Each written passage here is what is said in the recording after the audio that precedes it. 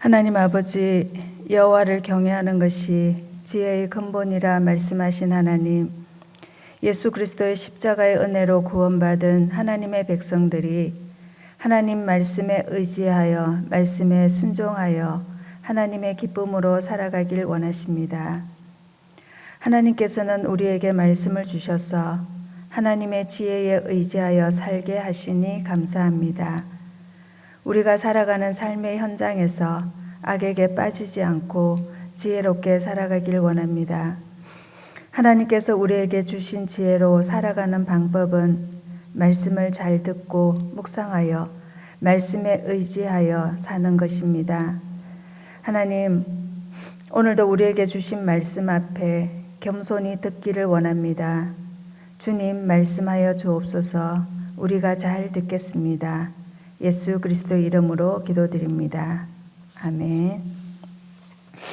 오늘은 잠언 6장 1절에서 19절 말씀입니다.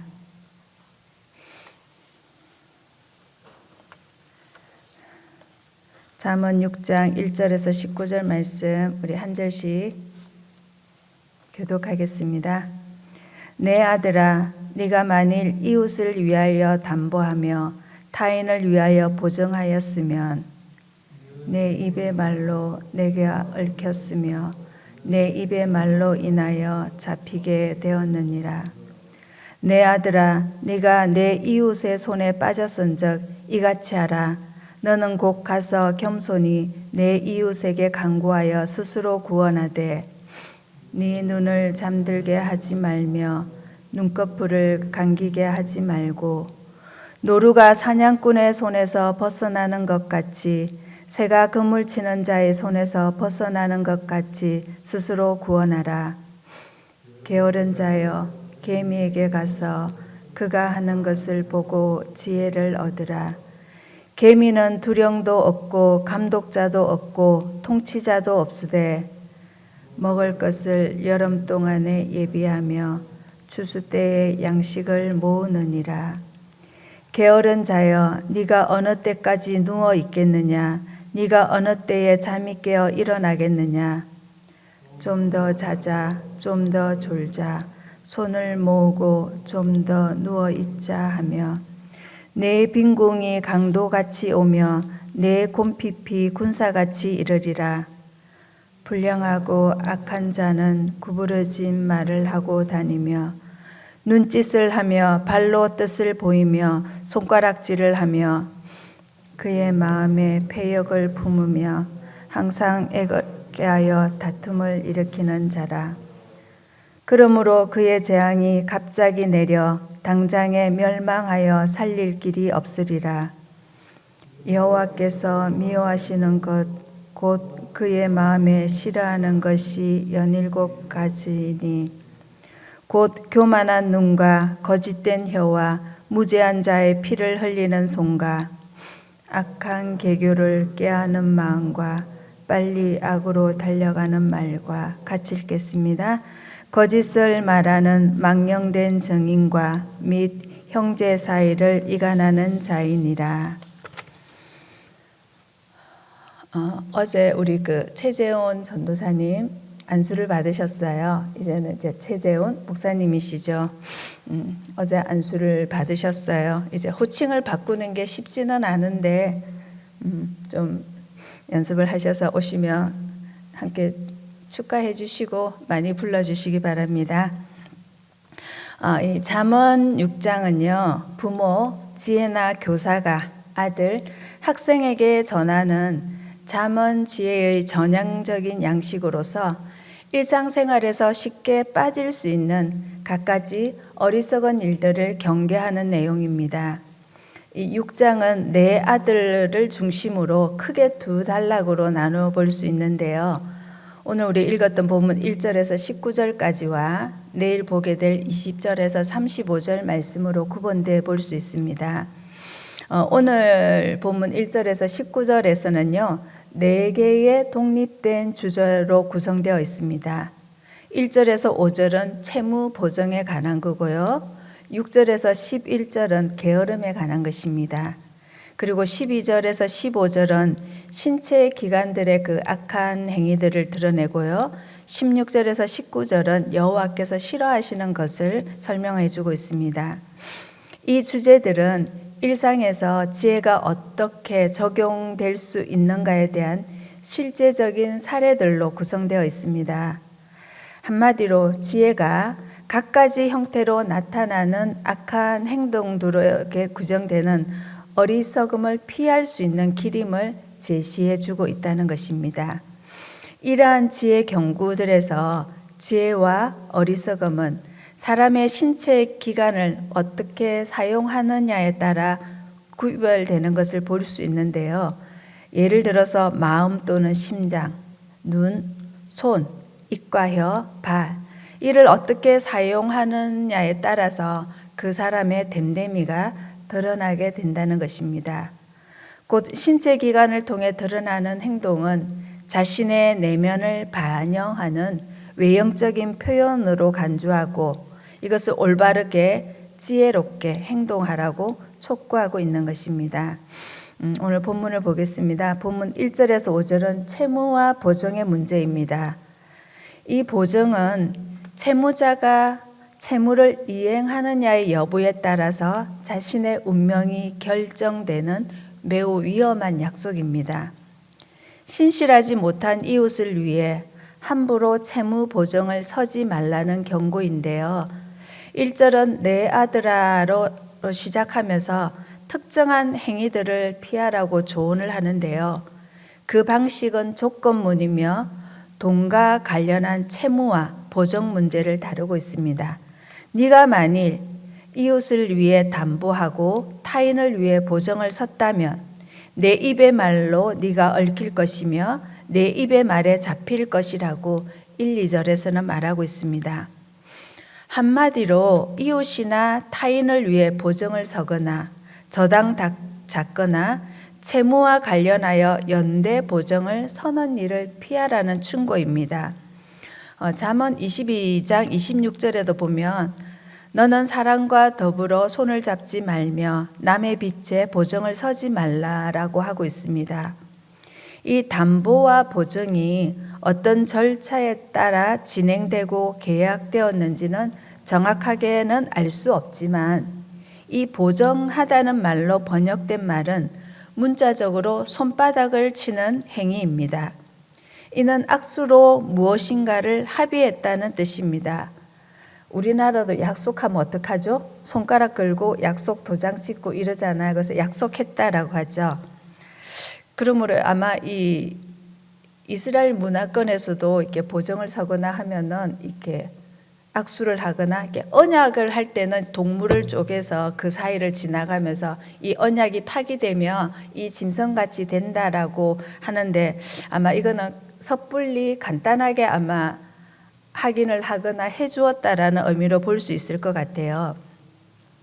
그래서 아버지는 아들에게 공경에 처한 이웃이나 동료의 채무를 위해 도움을 주는 행위인 보증 서는 것을 추천하고 있지는 않습니다.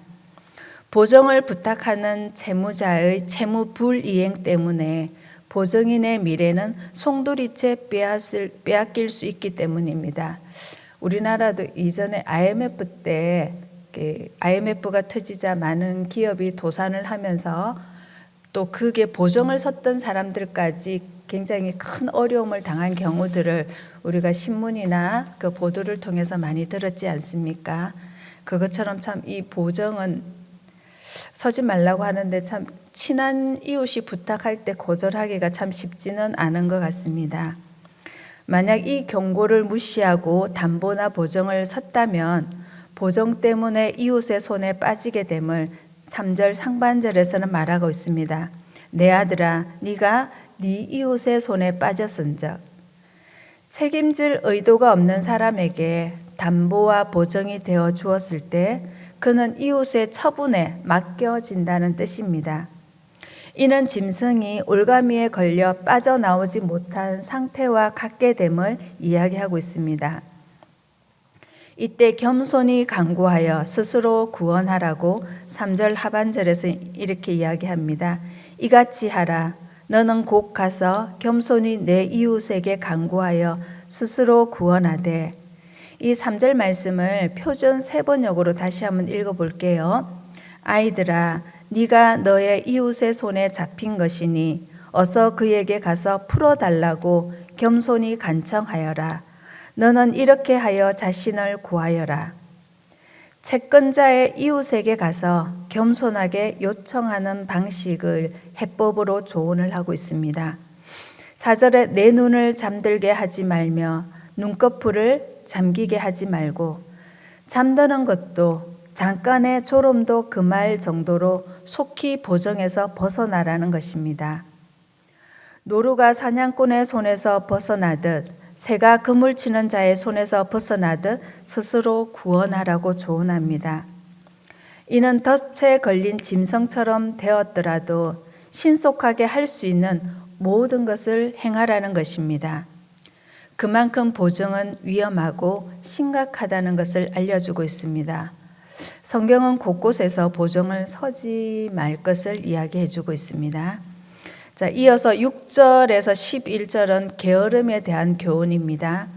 게으름에 관한 교훈으로 계미는 누가 시키지 않아도 각자 자신의 일을 찾아서 하는 것을 교훈으로 삼으라고 합니다. 게으른 자에 대한 교훈은 잠언 여러 곳에서 반복해서 등장을 합니다. 10장 이후에서는 여러 곳에서 이 잠언 계미에 관한 이야기들이 나오고 있습니다. 오늘 본문에서는 감독관이 필요 없는 계미의 부지런함을 지혜의 교훈을 가르치는 도구로 삼고 있습니다.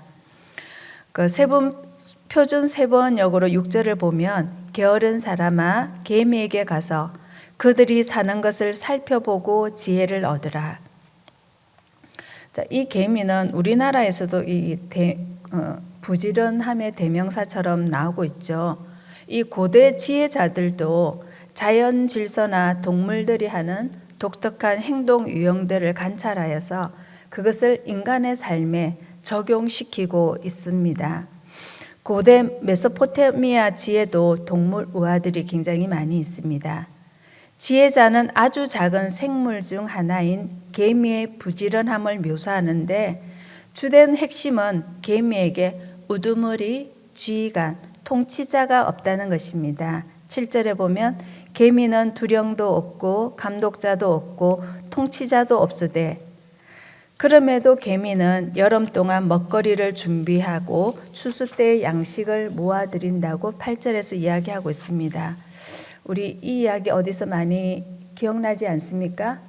그러니까 우리나라 동화 개미와 배짱이 이야기에 있죠. 열심히 일한 개미는 겨울에 아주 편안하게 먹고 자지만 여름에 놀고 먹은 배짱이는 고생을 한다는 얘기. 어느 한순간엔 이 이야기가 거꾸로 역전된 적이 있었어요. 너무 열심히 일한 개미는 몸이 병들고 아프고 놀고 먹은 기타 치고 노는 배짱이는 유명한 아티스트가 되었다는 그런 얘기들도 한동안 돌기도 했었습니다. 어쨌든 이처럼 지혜자는요, 개미의 비범한 행동을 통해서 게으른 사람에게 부지런할 것을 자극하고 있다는 것입니다. 그는 다시 게으른 사람을 부르고 책망하듯 질문합니다. 9절에 거기에 언제까지 누워 있을 것인가? 언제 내 잠자리에 일어날 것인가? 지혜자는 게으른 자의 마음속을 꿰뚫고 있는 것처럼 말합니다. 이 지혜의 경구에 희극적이고 풍자적인 맛이 느껴지는데요. 10절 좀 더 자자, 좀 더 졸자, 손을 모으고 좀 더 누워있자. 이렇게 하면 11절에 네 빈공이 강도같이 오며 내 곰핍이 군사같이 온다라고 경고합니다. 많은 잠이 아니라 조금만 더, 좀만 더. 이 원하는 잠과 게으름을 연결한 가장법이 이 경고를 생동감 있게 만들어줍니다. 게으른 자의 조금 더 원하는 잠은 빈곤의 만만치 않은 위협과 생생한 비극적 결말을 피할 수 없게 만든다는 것이죠. 이처럼 지혜자는 게으름으로 인생을 낭비하는 어리석음을 코믹하게 경고하고 있습니다. 이제 12절에서 15절은요, 신체 기관으로 나타나는 악인의 외형과 결과물들입니다. 악한 사람들은 그들의 신체로 남에게 해를 끼치고 자신도 망하게 될 것입니다. 지혜자는 어렵지 못한 사람의 언어, 불량배들의 품행, 악인의 내면, 다툼이 사회에 끼치는 악영향을 경고하고 있습니다. 먼저 불량한 사람과 악한 사람들은 구부러진 말을 하고 다닌다고 12절에 경고합니다. 이 구부러진 말은 사실을 곡해하는 말이나 거짓말입니다.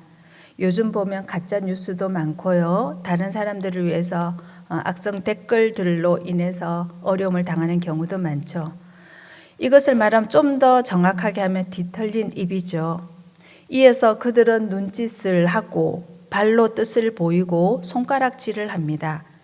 이 발로 뜻을 보이다는 것은 발짓을 해서 의사를 표현한다는 뜻인데요. 굉장히 거만하고 교만하고 무시하는 태도로 보이고 있죠.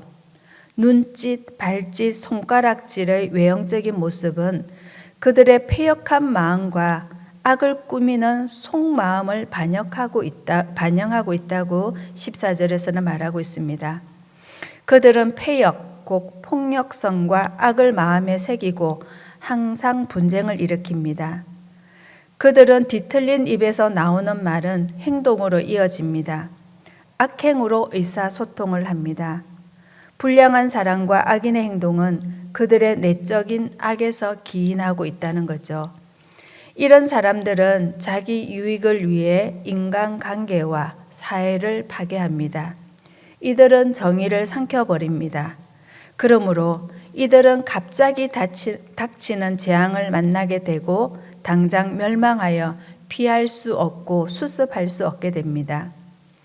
이와 같은 잠언의 유형은 하라 또는 하지 말라는 명령형이 아니라 이런 묘사를 통해서 선택할 것을 촉구하고 있습니다. 지혜롭게 선택할 것인지 어리석게 선택할 것인지를 선택하라는 것이죠. 자, 마지막으로 16절에서 19절은 여호와께서 싫어하는 것들에 대한 목록입니다. 여호와께서 미워하시는 신체는 악한 사람들을 생각나게 합니다. 불량한 사람과 악인들의 악행을 신체 기관들과 연결해 표현한 것처럼 여기서도 마찬가지로 16절 여호와께서 싫어하시는 것이 17가지가 있다. 이 6이나 7가지라는 표현은 이스라엘 숫자 격언 양식으로서 그 기준 삼는 5에서 하나 또는 2개를 더하는 방식입니다. 보통 우리나라도 숫자를 할 때 어떻게 해요?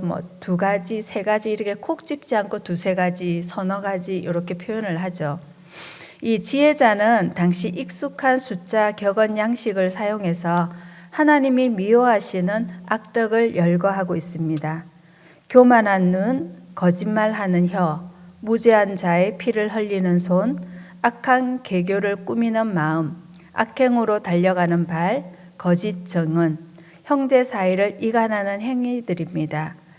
이 여호와가 싫어하시는 처음 5가지는 머리부터 발끝까지 신체 기관과 관련이 있습니다. 눈, 혀, 손, 마음, 발. 이 지혜자는 몸의 각 기관들이 사람의 인격을 훼손하는 죄와 관련될 수 있음을 집중 조명하고 있습니다. 여기서 교만한 눈은 문자적인 뜻은 높아진 눈입니다. 눈은 마음의 태도를 반영한다고 하죠. 따라서 본질적으로 오만한 정신, 마음은 하나님 앞에서 교만하고 불손한 태도를 드러냅니다. 오만한 사람은 인간의 한계성과 피조성을 생각하지 않습니다. 따라서 교만한 눈이 자기의 존경심을 보여준다면 거짓된 혀와 무죄한 자의 피를 흘리는 손은 한패가 되어서 그의 악의적인 마음이 드러냅니다. 이들은 사악한 업무를 마음에 새기고 그 마음에 꾸미고 악을 향해 달려가는 신속한 발을 가졌습니다. 지혜자는 이들을 거짓을 말하는 거짓 정인이며 형제들 사이에서 분쟁을 일으키는 자로 규정합니다. 여기서 형제들은 언약 공동체 안에서 형제 간의 연합과 혈연 관계의 가족뿐만 아니라 신앙적, 사회적 공동체의 구성원들에게 주는 교훈으로 볼 수 있습니다. 중세시대 교회는요, 죽어 마땅한 7가지 죄의 목록이 있었는데요. 그것은 자만심, 분노, 시기, 불결함, 폭식, 게으름, 탐욕입니다. 이런 마음의 성향과 태도와 행위들은 신실한 우정의 결속력을 깨고 공동체를 와해시킵니다. 악인은 멸망합니다. 왜냐하면 하나님이 악을 미워하시기 때문입니다. 오늘 우리가 살아가는 삶의 현장에 우리를 유혹하는 악들이 많이 있습니다. 그러나 악에게 치지 말고 하나님의 지혜로 악을 이기십시오. 악에게 치지 않기 위해서는 말씀을 잘 듣고 묵상해야 합니다. 자, 개인적으로 묵상하시고 기도하시고 돌아가시겠습니다.